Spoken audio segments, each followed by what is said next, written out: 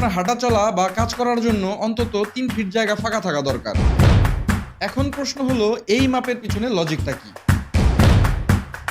সেই ক্ষেত্রে এই গ্যাপটা ৪ ফিট হওয়া উচিত। এটা একদম আর্গোনমিক কমফোর্ট বা আরামের বিষয়। বোর্ডগুলো ফুলে না যায় বা নষ্ট না হয়ে যায়।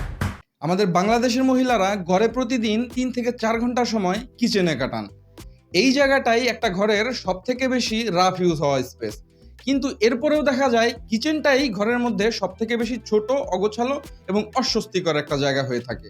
মানে এই অস্বস্তিকর জায়গাটাতেই দিনের বেশিরভাগ সময় কেটে যায়। তাই যদি কিচেনের সাইজটা ভুল হয়, সেটার প্রভাব শুধু রান্নায় পড়ে না, তার প্রভাব মনেও পড়ে, আরামেও পড়ে। আর এই জায়গার সাইজ, ডিজাইন এবং আরাম সেটাই ঠিক করে দেয় একটা ঘরের কাজ কতটা সহজ বা ঝামেলাবিহীন হবে।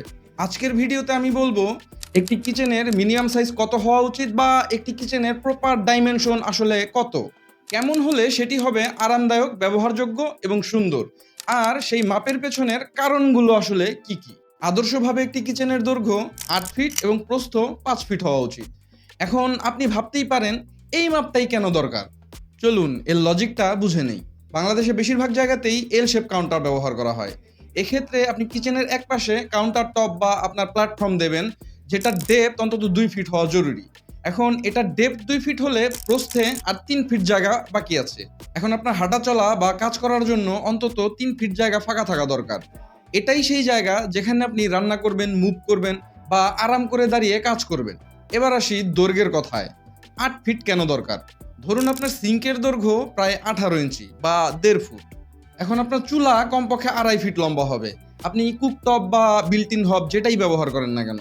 বাই দ্য ওয়ে, কুকটপ আর বিল্ট ইন হব এই দুইয়ের মধ্যে কোন চুলাটা লাগাবেন এ নিয়ে কনফিউশন থাকলে এই ভিডিওটা দেখে নিতে পারেন।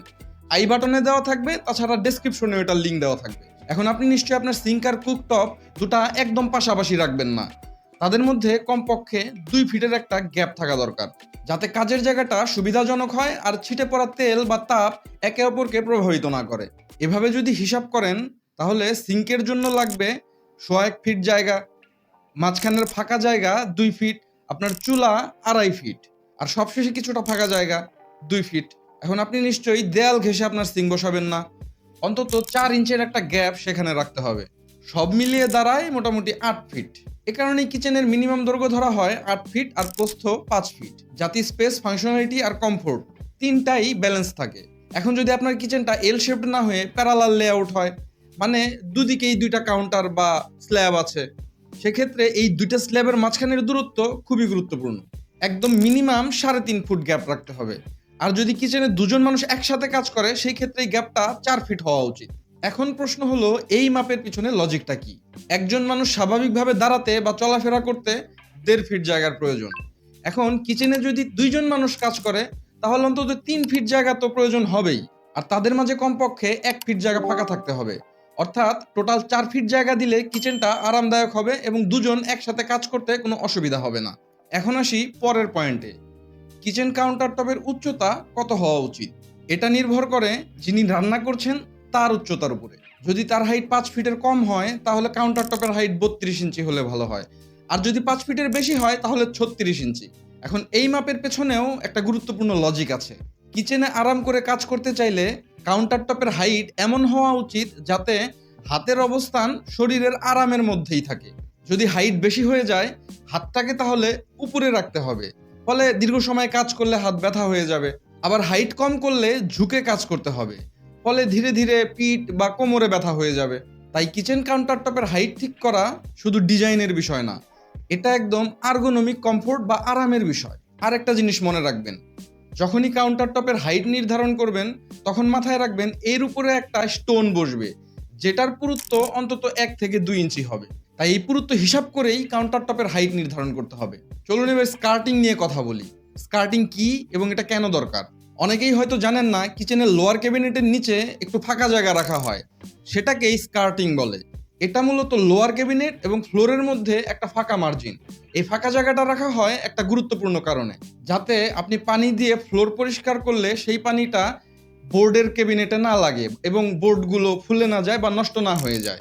এই স্কার্টিং এর উচ্চতা রাখবেন ২ থেকে ৩ ইঞ্চি। এবার চলেন ক্যাবিনেটের হাইট এবং ডেপথ কেমন হওয়া উচিত সেটা নিয়ে কথা বলি। এখন যদি আপনার স্কার্টিং হয় ২ থেকে ৩ ইঞ্চি, এর উপরে কাউন্টার টপের উচ্চতা যদি হয় 32 বা 36 ইঞ্চি, সেক্ষেত্রে আপনি মাঝখানে প্রায় 2.5 ফিটের মতো একটা জায়গা পাবেন, যেটা আপনার লোয়ার ক্যাবিনেটের জায়গা।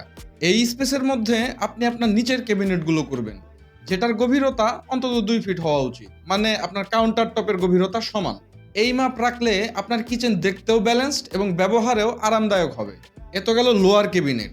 চলুন এবার আপার ক্যাবিনেট নিয়ে কথা বলি। কাউন্টার টপের উপরে যে ক্যাবিনেটগুলো করবেন সেগুলো আপনি যতটুকু চান লম্বা করতে পারেন, কিন্তু একটা বিষয় মনে রাখতে হবে, এর ডেপথ লোয়ার ক্যাবিনেটের সমান হওয়া উচিত, মানে 2 ফিট।